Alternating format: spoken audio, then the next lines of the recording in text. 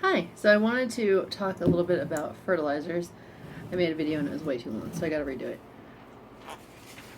First thing we need to know about fertilizers is that you have three numbers. Three numbers on your fertilizers. And those numbers tell you how much of what's in it. But what is what? Well, the first number is nitrogen. The second number is phosphorus. And the third number is potassium. Nitrogen is the main building block for growing your green, your leafy stuff.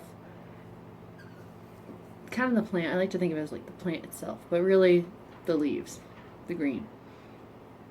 Building blocks for that. Then we have number two, phosphorus. Phosphorus is the main thing to look for when we want to bloom our plants and get flowers or fruits. So phosphorus is number two. Number three is potassium. And potassium, often overlooked. I feel like a lot of people really focus on nitrogen and phosphorus, but the third number, potassium, is still very important because potassium is needed for CO2 uptake.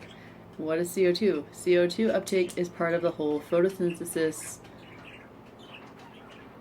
thing of the plants. So we need, those are the three building blocks: nitrogen, phosphorus, potassium. So let's look at look at this pretty little brooch I have. Let's look at fertilizers that I've used in the past. So, past fertilizers. I think it's urea. This one, I think, has urea in it, and that's why I stopped using it.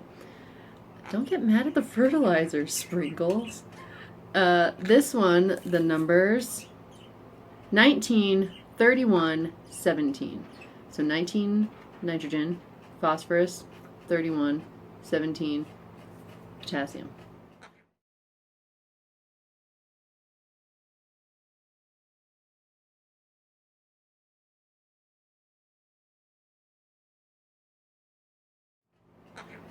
I only use this a little tiny bit.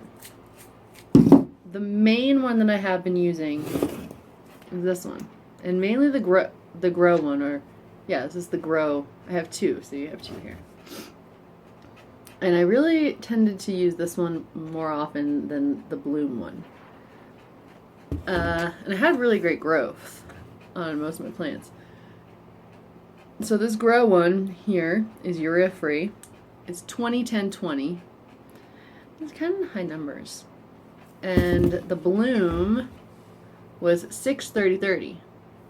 So the bloom had less nitrogen because they say if you have too much nitrogen when you're going into your blooming cycle, it can affect the blooms and actually make them not as good, not as strong, not as many of them. It can kind of stunt the blooms and the flower growth if you have too much nitrogen. But you really need potassium and phosphorus, especially for getting your plants to flower. And this one, to get your plants to grow, this one having a 10 in the middle, means that it was focusing more on nitrogen and potassium and less on the phosphorus. Because when you're growing, you don't want to worry so much about the phosphorus because that's usually something that comes into the blooming and flowering. So the end of the plant cycle, or the finishing of the cycle. Anywho, the new one I'm using is this one. And I like the numbers because they're lower. And I think lower numbers are better for orchids, and I'll talk about that in a second. 7, 8, 6. So my potassium is the lowest number here, but they're all pretty much similar number. I mean, 7, 8, 6. It's like all one away from each other. pH is something you have to think about when you are growing plants. And I've been overlooking pH for a long time, not gonna lie. I've always been overlooking fertilizers as well because I've been growing orchids. Orchids are an epiphyte. Epiphytes naturally don't necessarily need as much fertilizers as a terrestrial plant that grows in a very nutrient-based soil. So, our orchids growing up in the trees, you know, they get their nutrients, but they get it when the rain falls. They get it in different ways. They get it from bird poop. They get it from different ways than the soil does. That reminds me of something. Yes, in the trees, there are still going to be microbes. Sprinkles, knock it off.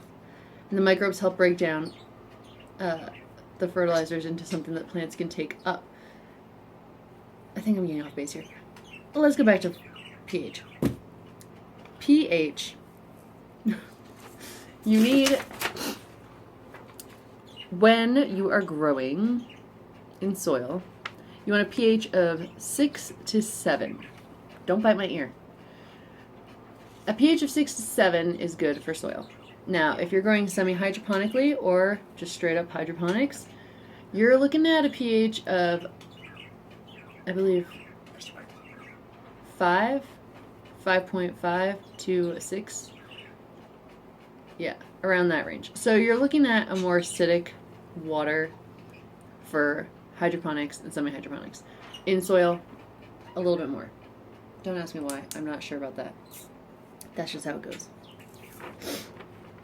And if your soil pH is off by like a lot, so I like to keep my organic plants in a pH of about 7, and my tap water is 7, straight out of the tap, with very low total dissolved solids, TSDs. My TSDs are around 20 parts per million. That's not bad for tap water. And in my tap water, I do have trace elements, like a teensy tiny bit of copper and boron. Oh gosh, I have some trace elements in my tap water. So I use my tap water for my organic plants, but now I'm going to start using RO water for my orchids and like flush them really good because they are growing hydroponically, so they like a lower pH for hydroponics. 2 other things. Stop it. 2 other things that, I mean, there's trace elements, and that's another reason why I'm excited about this, is because there are other things that plants need besides those 3 numbers we were talking about. Magnesium is pretty important. Magnesium actually is needed for the chlorophyll molecules. So for the chlorophyll molecules to grow and develop, magnesium is needed. Sulfur is another thing. It's the key to enzymatic reactions. So there's another one. Iron. I know plants like iron. Iron helps them stay nice and green. I know that my aquatic plants really like having some iron. And that's just to name a few. There are more on here. Copper, but only a 0.05% for copper. Zinc, sodium. Yeah. Oh, and of course calcium. Calcium's actually kind of important for plants. But too much calcium can raise your pH, so you gotta find that balance there. It's all about balance. Oh, with everything, it's all about balance. With my aquatic plants in my aquariums, it's balance. When I find that perfect balance of the amount of fish to the amount of plants and water changes and food, all that stuff. It's all about balance. Right, Sprinkles? Okay, so that's a little rundown on fertilizers and pH and growing your plants. Other things to think about besides just lights and water. So, thanks for watching, and I'll talk more later. Bye!